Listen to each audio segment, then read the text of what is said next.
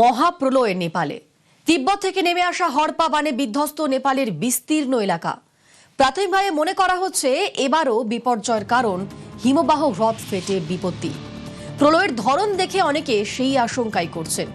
হিমবাহ হ্রদ ফেটে বিপত্তি, যাকে ভূগোলের পরিভাষায় গ্লেসিয়ার লেক আউটবার্স্ট ফ্লাড বা গ্লফ বলা হয়। এটা কি, কেন হয়, হলে কি হয়, তা এক নজরে দেখে নেওয়া যাক।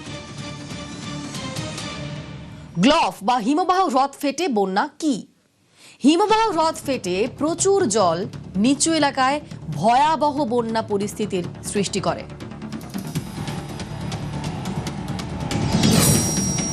কিভাবে গ্লফ শুরু হয়? জলবায়ু পরিবর্তনের ফলে হিমবাহ পিছ হচ্ছে, পাহাড়ে তৈরি হচ্ছে বিশাল বিশাল হ্রদ।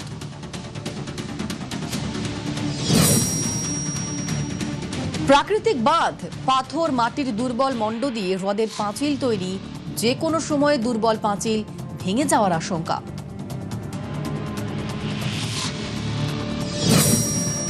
এবার দেখুন কি কি কারণে গ্লফ ঘটতে পারে।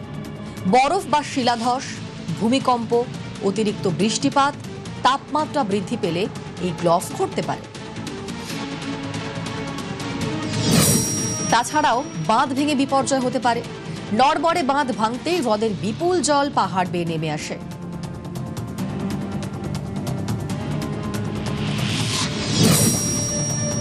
হতে পারে বন্যা বিপর্যয় থেকে। তীব্র জলের স্রোত বয়ে আনে প্রচুর কাদা, পাথর, ধ্বংসাবশেষ, পথে থাকা সব কিছু ধ্বংস করে দেয়।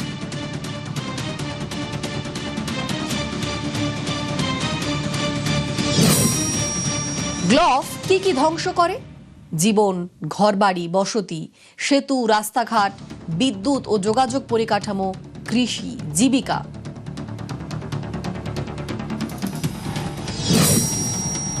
ভারতের জন্য চিন্তার কারণ কতটা? হিমালয়ে হাজার হাজার হিমবাহ হ্রদ দ্রুত উষ্ণায়ন এবং চরম আবহাওয়ার ঝুঁকি বাড়াচ্ছে।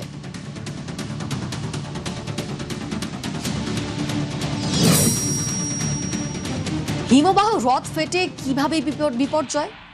1 নম্বর, হিমবাহ পিছনো। 2 নম্বর, হ্রদ তৈরি। 3, নড়বড়ে বাঁধ। আর 4, বাঁধ ভেঙে হড়পা বান। এভাবেই বিপর্যয় হয় হিমবাহ হ্রদ ফেটে। সারা পৃথিবীতে বিজ্ঞানীরা, এই ইউএসজিএস সংস্থা সারা পৃথিবীতে সর্বক্ষণ বিভিন্ন কম্পন, মাটির কম্পন রেকর্ড করছে।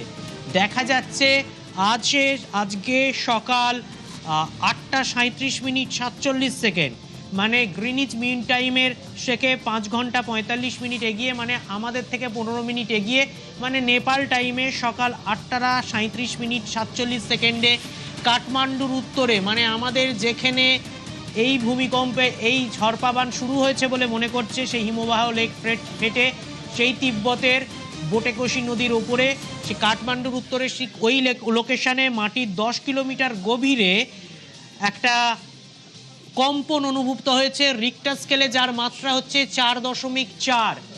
এই কম্পন ভূমিকম্প অনুভূত হয়েছে। এবারে দুটো কারণ হতে পারে। এক হচ্ছে এই কম্পনের সঙ্গে ওই হিমবাহ হ্রদ ফাটার সরাসরি সম্পর্ক রয়েছে, কোনো সন্দেহ নেই, কারণ একই জায়গায় দুটো ঘটনা একসঙ্গে ঘটতে পারে না। এবার এই কম্পনের জন্য হিমবাহ হ্রদ ফেটে গেছে, মাটির 10 কিলোমিটার নিচে কম্পন হয়েছে, উপরে হিমবাহ হ্রদ ছিল, সে জল উপচে গেছে, তার দুর্বল পাঁচিল ছিল, কাদামাটি দিয়ে পাঁচিল, সেখানে ফেটে হুড়মুড় করে কাদা, বরফ গলা জল ইত্যাদি বেরিয়ে এসেছে। না, হিমবাহ হ্রদটা কোনো প্রাকৃতিক কারণে ফেটে গেছে, ভার সহ্য করতে না পেরে, এবং তার কম্পনের প্রভাব, এবং ধীরে ধীরে তার কম্পনের প্রভাব মাটির নিচে 10 কিলোমিটার গভীরে চলে গেছে। দুটোর যে কোনো একটা কারণ হতে পারে, কিন্তু ঠিক একই জায়গায় মাটির 10 কিলোমিটার নিচে একটা কম্পন রেকর্ডেড হয়েছে। সেটা হচ্ছে ঠিক যেইখানে ওই হড়পা বান শুরু হয়েছে বলে ধরা হচ্ছে, সেইখানে হয়েছে। এবার ভূমিকম্পের জন্য হড়পা বান না হিমবাহ হ্রদ ফাটার জন্য ভূমিকম্প, সেটা এখনো স্পষ্ট করে বলতে পারেনি কেউ। বিজ্ঞানীরা নিশ্চয়ই এর একটা সিদ্ধান্তে পৌঁছবেন। আজকে ঘটনার আকস্মিকতা এখনো কাটিয়ে ওঠা যায়নি, বিপর্যয়ের ধাক্কা এখনো সামলানো যায়নি, কারণ খোঁজার জন্য সময় পড়ে রয়েছে। কিন্তু এই ভূমিকম্পের যে রিক্টার স্কেলে ভূমিকম্প 4.4 মাত্রার ভূমিকম্প, ঠিক ওই অক্ষাংশ ওই দ্রাঘিমাংশে এই ঘটনা, এটা অত্যন্ত সিগনিফিক্যান্ট। যদি হরপা মানের কারণে বা হিমবাহ হ্রদ ফাটার কারণে ভূমিকম্প হয়, তাহলে ধরে নিতে হবে সেই হিমবাহ হ্রদটা অত্যন্ত বড় ছিল এবং তার ফলে ধরে নেওয়া যায় তাতে প্রচুর জল এবং কাদামাটি ছিল। এবং যে বিপর্যয় এখন ঘটে গেছে, তারপরেও তার কাছে অত্যন্ত কিছুটা শক্তি বাকি আছে আরও কিছু জায়গায় বিপর্যয় ঘটানোর জন্য। সেজন্য এই নিম্ন অববাহিকায় নেপালের এবং আমাদের গণ্ডক নদীর ব্যারেজে যে সতর্কতা জারি করা হয়েছে, বিহারে যে সতর্কতা জারি করা হয়েছে, সেটা আরও কয়েক ঘন্টা হয়তো থাকবে। আর যদি ভূমিকম্পের জন্য হিমবাহ হ্রদ ফাটে, সেটাও স্বাভাবিক ঘটনা, সেটাই অস্বাভাবিক কিছু নেই। কারণ মাটিতে কম্পন হলে ওই হিমবাহ হ্রদগুলি হয় খুবই ভঙ্গুর, প্রাকৃতিকভাবে সৃষ্ট, সেগুলি ভেঙে পড়তেই পারে। গ্লোবাল ওয়ার্মিং বা গ্লোবাল ক্লাইমেটিক চেঞ্জ যেটাকেই বলুন না কেন, তার ফলে এত দ্রুত গতিতে টেম্পারেচার ডেভিয়েশন হচ্ছে। যখন হিমবাহ উচ্চ উপত্যকা থেকে পাদদেশে নামতে শুরু করে, তখন উৎপাদন পদ্ধতিতে প্রচুর পরিমাণে পদার্থকে বিচ্ছিন্ন করে টেনে নিয়ে যায় নিচের দিকে, যার ফলে ওই জায়গাগুলোতে একটা বড় সড়ো শূন্যস্থান তৈরি হচ্ছে।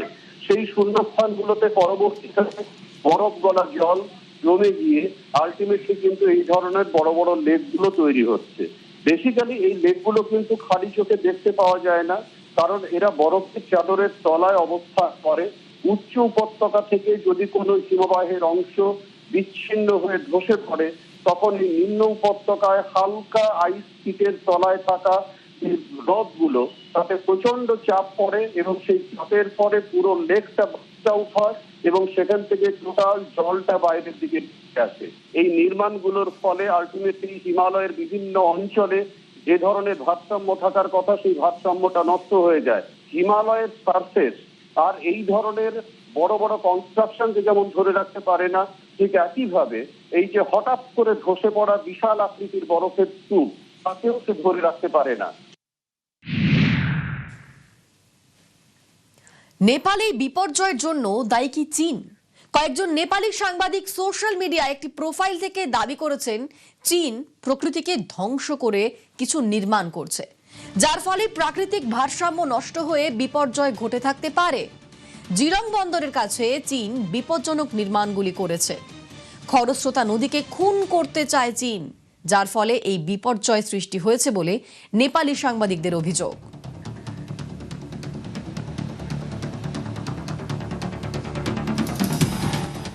নেপালের সাংবাদিকরা অভিযোগ করার পর আমাদের রিসার্চ টিমের গৌরব এটা খুঁজে দেখেছিল যে ওই জায়গার পরিস্থিতি ঠিক কি, এবং তারপর দেখা যায় যে এই হচ্ছে স্যাটেলাইট ইমেজ, যেটা আমাদের দর্শকরা যাচাই করে নিতে পারবেন। এবার আরও একটু ওয়াইড অ্যাঙ্গেল থেকে দেখাচ্ছি। এখানে এগুলো সব হচ্ছে গ্লেসিয়ার, তিব্বতের গ্লেসিয়ার, প্রচণ্ড ঠান্ডা। এখানেই কোনো গ্লেসিয়ার থেকে ওই হ্রদ তৈরি হয়েছিল। গ্লেসিয়ারের হিমবাহ যখন চাপে পড়ে তার নিচের অংশ গলে জল হয়ে যায়, সেখান থেকে একটা ন্যাচারাল লেক সৃষ্টি হতে পারে। অথবা গরমকাল গেছে, এখন বর্ষাকাল, সেখানে গ্লেসিয়ার গলে লেক সৃষ্টি হতে পারে, সেই হ্রদ ব্লাস্ট করেছে। অথবা আরেকটা থিওরি এখন বলা হচ্ছে যে এখানে যে ভূমিকম্পর কথা আমরা জানিয়েছিলাম আমাদের দর্শকদের, সেই ভূমিকম্পের ফলে এই গ্লেসিয়ার থেকে পাহাড়ের বরফ নেমে এসে এই নদীর গতিপথ আটকে দিতে পারে। এই নদী, যেটাকে আমরা বলছি বোটে কোশি নদী, সেটার গতিপথ হয়তো আটকে দিয়েছিল। জল জমে একসময় বিস্ফোরণের মতো, ওয়াটার বোম ফাটার মতো সেটা নদী ভেঙে বেরিয়ে আসে এবং অত্যন্ত খরস্রোতা নদী এই গিরিখাত দিয়ে হু হু করে নেমে আসে। এবং এটা যখন গিরন স্থলবন্দরের কাছে পৌঁছয়, আবার আমরা দেখাবো চীন এখানে কি করে রেখেছে। যে কেউ এটা যাচাই করতে পারে, গুগল ম্যাপে গিয়ে, স্যাটেলাইট ইমেজারিতে গিয়ে যাচাই করে নিতে পারে। এই হচ্ছে সেই গিরিখাত। এখানে এইটা হচ্ছে চীনের অভিবাসন দপ্তর, যা সিসিটিভি ফুটেজ নিউজ 18 বাংলার দর্শকরা তো শুধু দেখছেই, সারা পৃথিবীর সমস্ত নিউজ চ্যানেল, সমস্ত সংবাদ মাধ্যম, সমস্ত ডিজিটাল মাধ্যমে সেই ফুটেজ এখন ভাইরাল দেখা যাচ্ছে। এবার সেটার হচ্ছে স্যাটেলাইট ইমেজ। এটা এই নদীর গিরিখাতকে প্রায় 75% ঘিরে চীন এই অভিবাসন দপ্তর তৈরি করেছিল। কেউ জানে না কেন চীন পাহাড়ের উপরে করতে পারতো, কেউ জানে না কেন। এবং এখানে একটা হাইওয়ে তৈরি করা হয়েছিল নদীকে খুব বিপজ্জনকভাবে কেটে। এবং তারপর যে দ্বিতীয় সিসিটিভি ফুটেজের ছবিতে চীন থেকেই আসা সিসিটিভির ফুটেজ, তাতে আমরা দেখেছিলাম একটা প্ল্যাটফর্মের ওপর অনেক বাস দাঁড়িয়ে আছে, সেগুলো হরপা বানে ভেসে যাচ্ছে। আমরা শিউরে উঠেছিলাম, কিন্তু তারপরও নদীর খুব কাছাকাছি ওই কংক্রিটেড প্ল্যাটফর্মের উপস্থিতি আমাদের স্তম্ভিত করেছিল।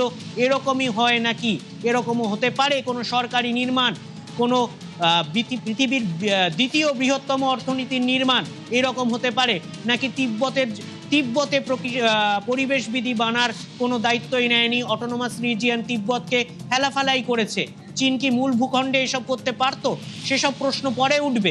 এখন প্রশ্ন হচ্ছে, চীন আবার দুটি নির্মাণই করেছিল একবারে নদীর অধিকারের জায়গা, নদীর চলার অধিকারের জায়গাকে ব্লক করে। তাই হরপা বান যখন নেমে এসেছে তখন এই দুটি নির্মাণকে জাস্ট ভাসিয়ে নিয়ে চলে গেছে। এটা স্যাটেলাইট ইমেজ, যে কেউ যাচাই করে নিতে পারে। তবে আমাদের রিসার্চ টিম নেপালের করেসপন্ডেন্টদের অভিযোগ সোশ্যাল মিডিয়ায় দেখার পর ফ্যাক্ট ফাইন্ডিং করেছে। আমরা চিরকালই ফ্যাক্ট ফাইন্ডিং করি, কোনো পলিটিক্যাল পার্টির অভিযোগ হোক বা কোনো প্রতিবেশী দেশের সাংবাদিকদের অভিযোগ হোক, ফ্যাক্ট ফাইন্ডিংয়ে স্যাটেলাইট ইমেজারিতে এটা ধরা পড়েছে, যা যে কেউ যাচাই করতে পারে।